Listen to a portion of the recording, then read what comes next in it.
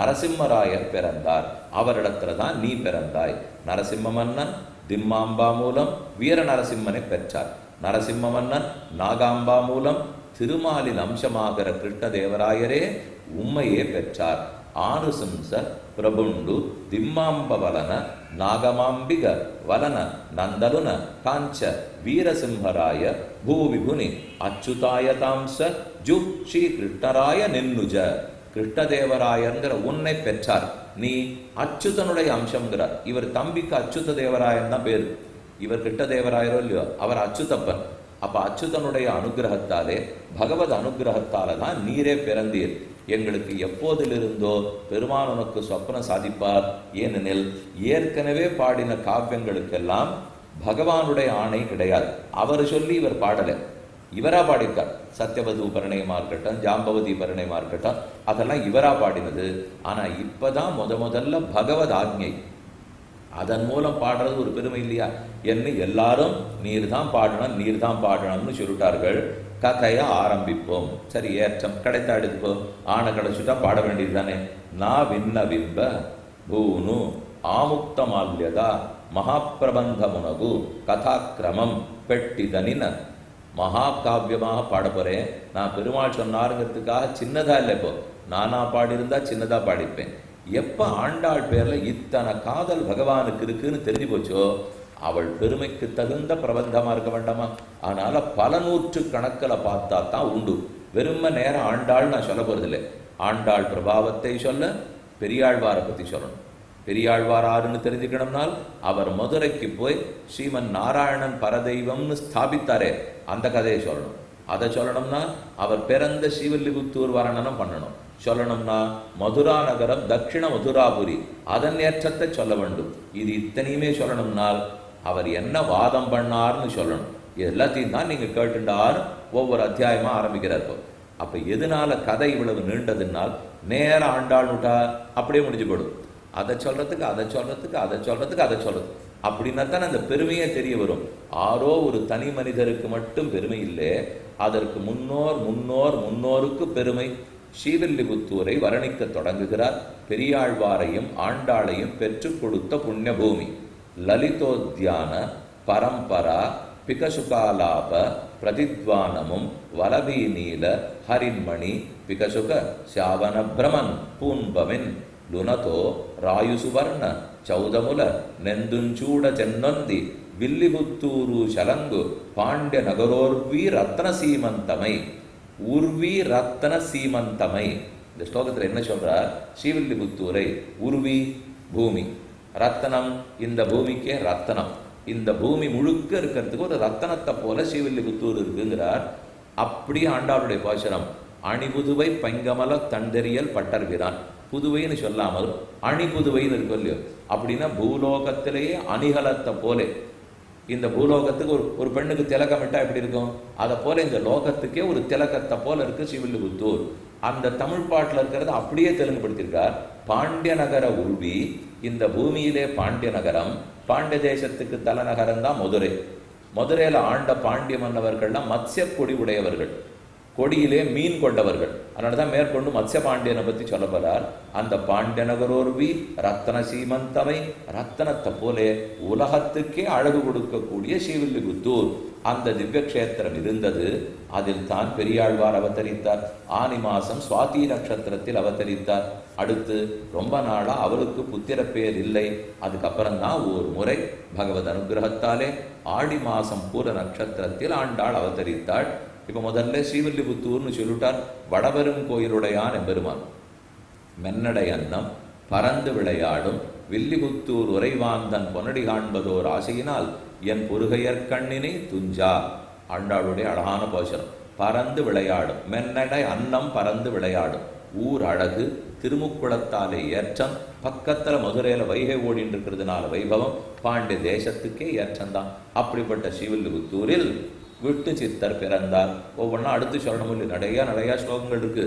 அப்படின்னு அதெல்லாம் சொல்லிட்டு இருக்குல்ல, எங்கெங்கேங்கிறத மட்டும் அங்கொன்னு இங்கொன்னுமா தாவி தாவி பார்த்துட்டு இருக்கோம். அப்போ அந்துண்டுன் துவயசத்ம பத்மபதனுண்ட துவந்தயுட ஸ்ரந்தயோகாந்து பத்ம பத்த மதுத்விது விரதருடன் வர்தாவிதானுண்டு ருச்சந்த பிருந்த ததந்தவாகபடனான் ஜாத தஜன்ய நிஷ்பந்தத்வைசசுத அமுதியருடு நிஷ்டன் விஷ்ணு சித்துண்டனன்.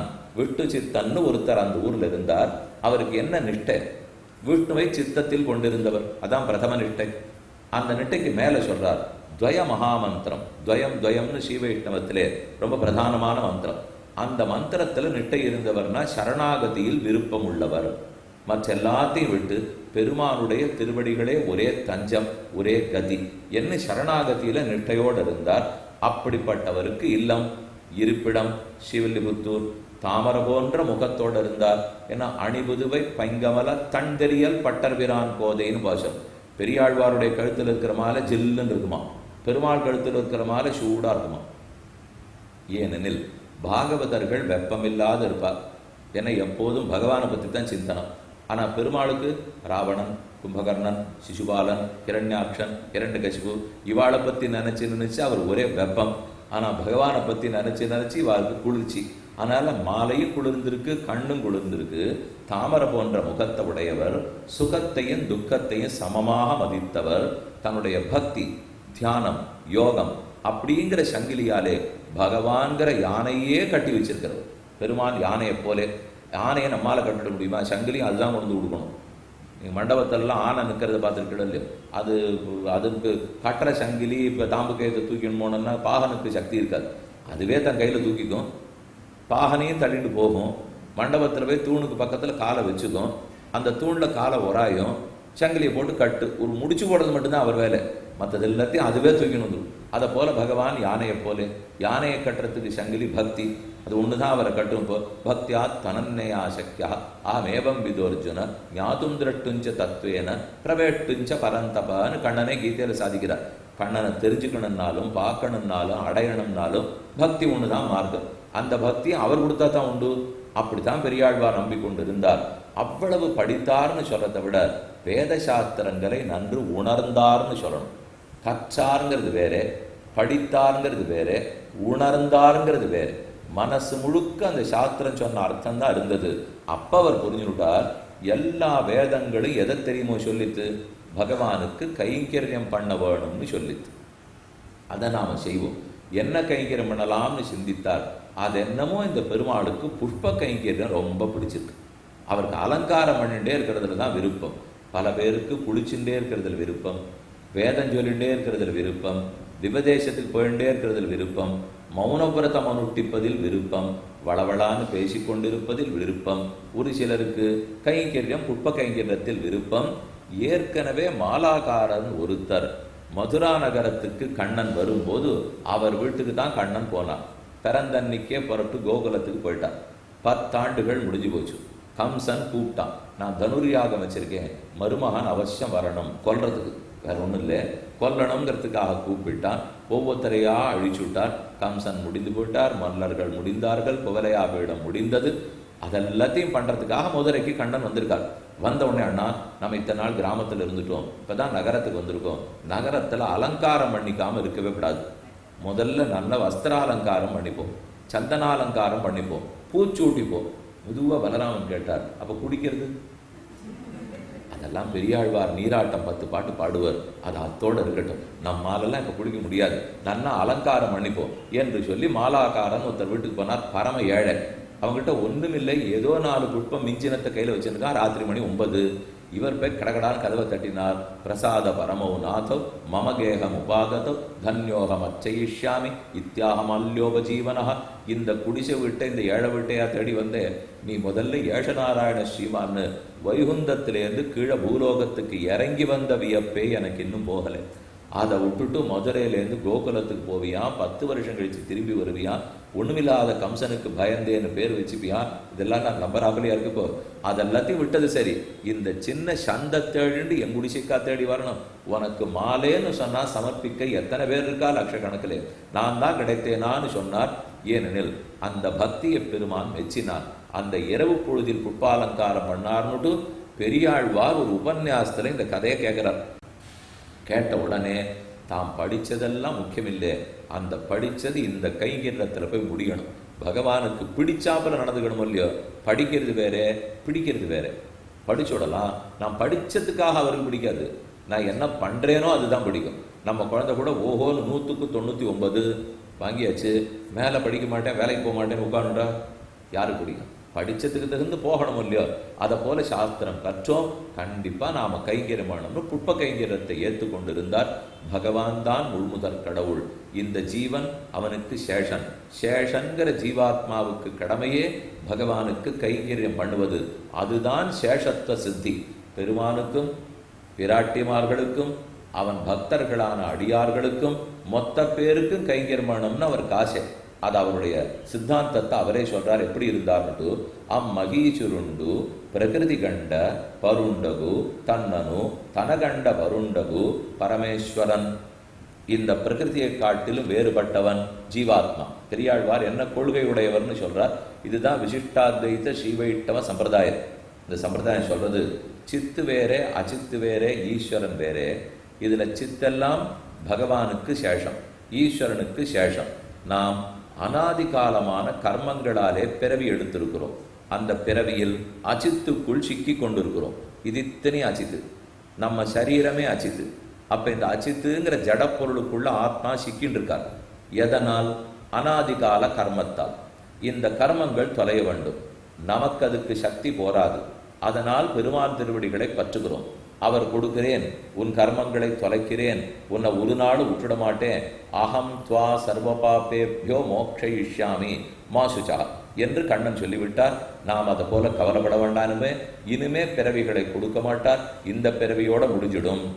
ஆனால் சரணாகதி பண்ணினதிலிருந்து, இந்த புரிதல் வந்ததிலிருந்து பாக்கி ஒரு 25-40 வருஷம் வாழ்வோமே. அப்ப என்ன செய்யணும்?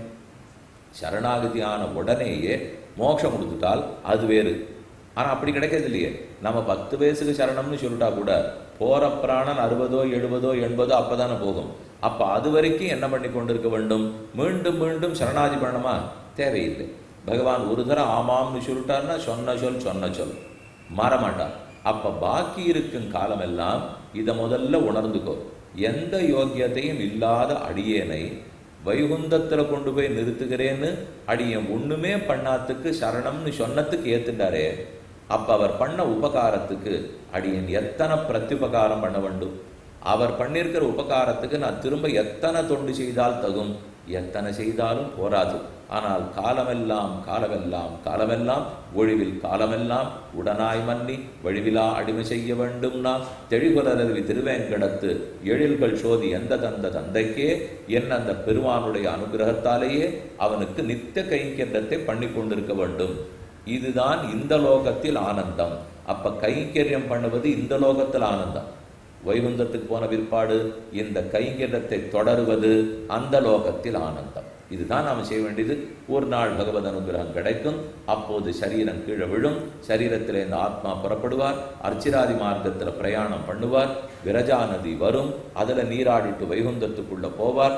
அந்தமில் பேரின்பத்து அடியரோடு இருப்பார். அதுதான் பேரின்பம்ங்கிறத உணர்ந்து விட்டார். அதுக்கு தகுந்து கைங்கரியம் பண்ணி வரார். இதுல வெறுமே இந்த அர்த்தத்துக்கு பகவானுக்கு மட்டும் கைங்கரியம் பண்ணா போறாது. இதை நமக்கு சொல்லிக் கொடுத்ததால் ஒன்றும் தெரியாது இருந்த சமயத்துக்கு ஒரு ஆச்சாரியன் தானே சொல்லிக் கொடுத்தார்.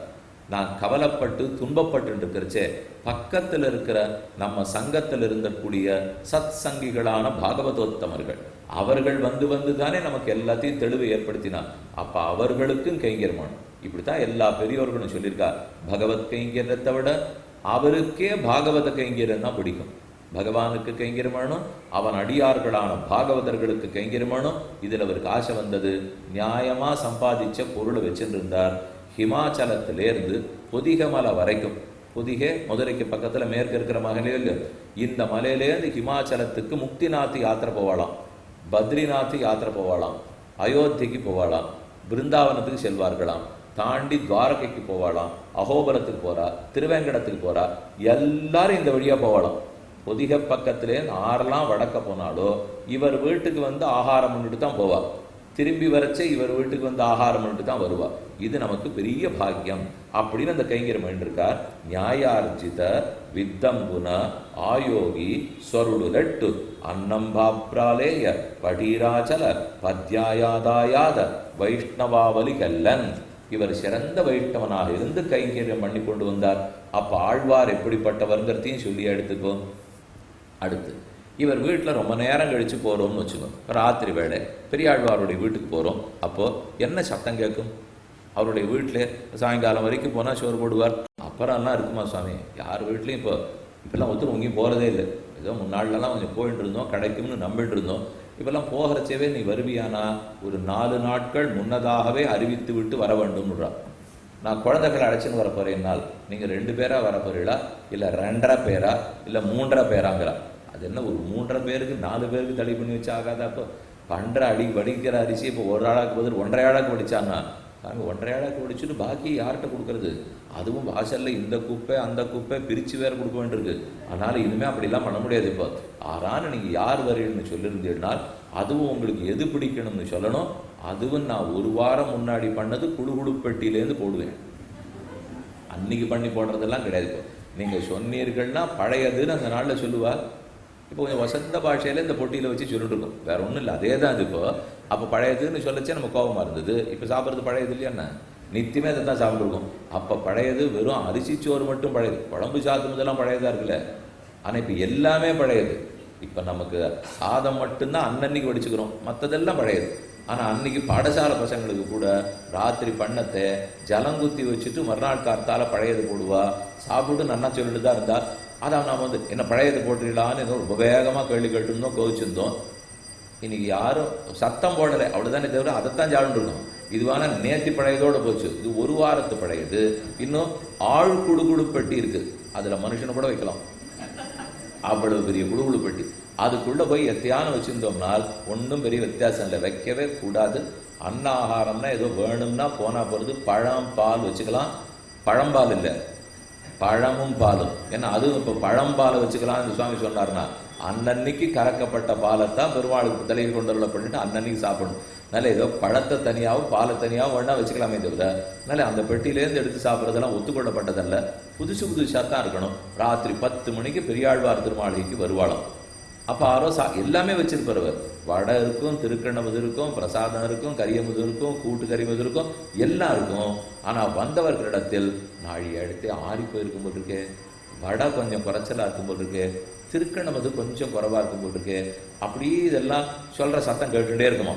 அவ்வளவு பணிவோட மொத்தத்தையும் பரிமாறினாலும் இல்லையே நான் ஒன்றும் கொடுக்கலையே, வெட்கமாக இருக்கே உனக்கு போடுறதுக்கு அப்படின்னு சொல்லிட்டு தான் போடுவாங்கிறார். எழுதுறதெல்லாம் ஒரு ராஜா ஞாபகம் வச்சுக்கணும். ஏன்னா அவரை பொறுத்த வரைக்கும் மடப்பள்ளி மகாநசத்தில் 100கணக்கான தடி பண்ணுறவா இருக்க போறா. யார் எங்கு வந்தாலும் சாப்பிட்டுட்டே இருக்க போறா, போயிட்டே இருக்க போறா. இதுதான் ராஜாவுக்கு தெரியும். ஆனால் அந்த ராஜா ஒன்றுமில்லாத ஒரு ஏழை பிராமணர் அவர் வீட்டில் உட்காந்து யாரோ 4 சீவையிட்டவன் யாத்திரைக்கு போயிட்டு வந்துட்டு இருக்கா, அவருக்கு சோறு பரிமாறி போட்டுட்டு இருக்கார். அதை இவர் கொண்டாடிட்டு இருக்காருனால் அப்போ 1000கணக்கில் போட்டால் மட்டும்தான் பெருமைங்கிறது இல்லை. 2 பேருக்கு ஒருத்தன் போடுறான்னா கூட அவன் அதுக்கு தகுந்த யோக்கியத்தையோட வைராக்கியத்தோட போட்டு கொண்டு வந்தால் இந்த ராஜா 1000 பேர் போட்டதுக்கு அவர் 2 பேர் போட்டதுக்கு சமந்தான். ஏன்னா அவனிடத்துல இருக்கிறது அது. இருந்தாலும் நாங்கள்லாம் கொடுக்கறதுக்கு ஒன்றும் இல்லை. ஒரு சிலர் பணக்காரர்கள் எப்போ நன்கொடை கொடுத்துட்டே இருப்பார், மற்ற பேர் அதை வேடுகை பார்த்துட்டே இருப்பார். ஏன்னா நாங்களாம் சுமாராக சம்பாதிக்கிறோம்னால் அதுதான் நம்ம இந்து தர்மத்தில் ஒரு குறை. 100 ரூபா சம்பாதித்தா கூட 5 ரூபா கொடுக்கணும்னு வரணும்.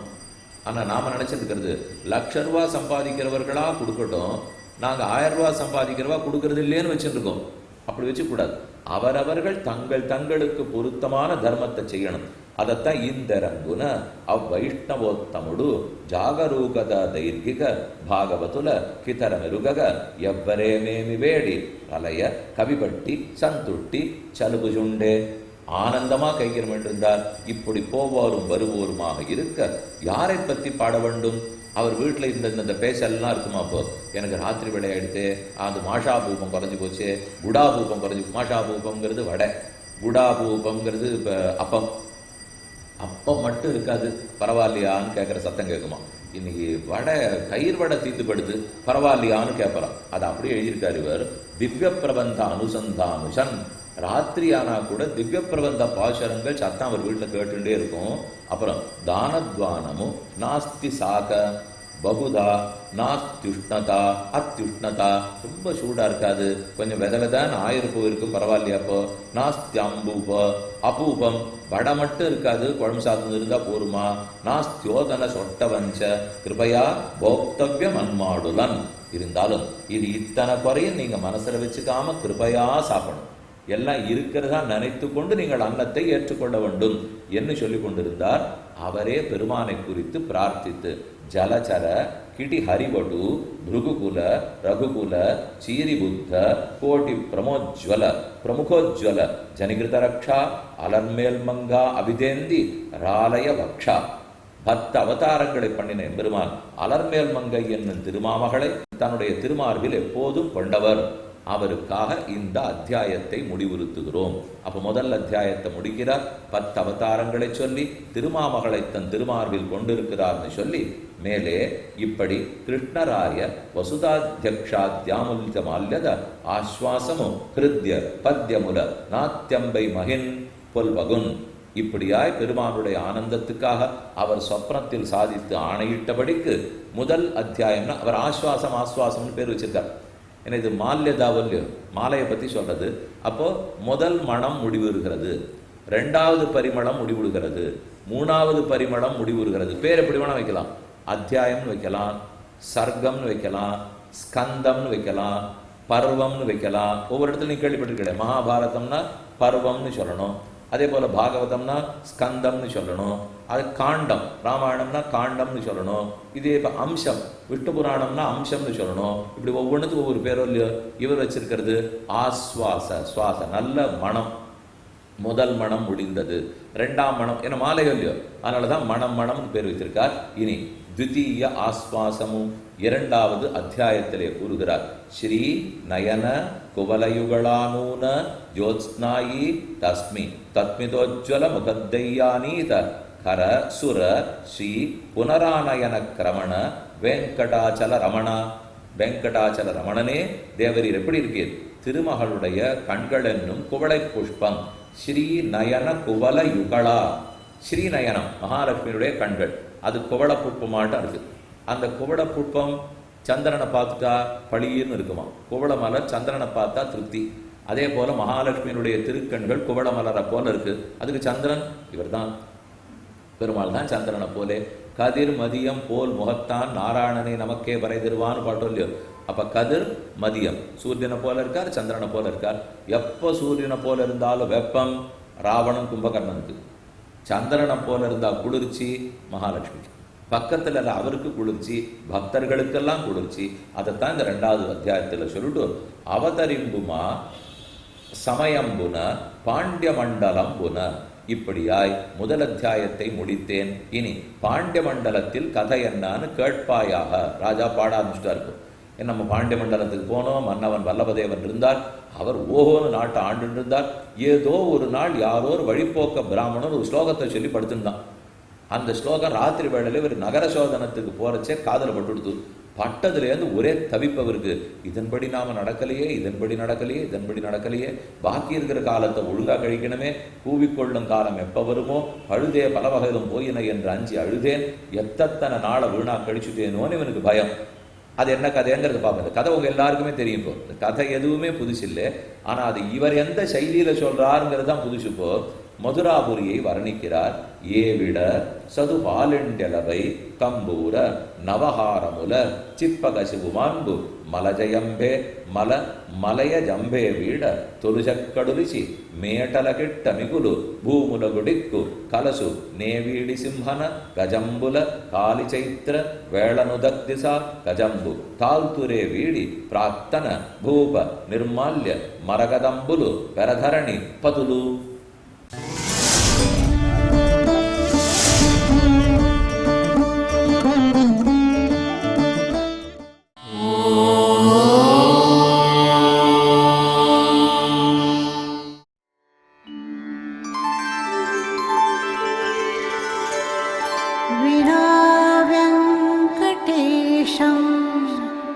ननाथो ननाथः सदा वेङ्कटेशं स्मरामि स्मरामि हरे वेङ्कटेश प्रसीद प्रसीद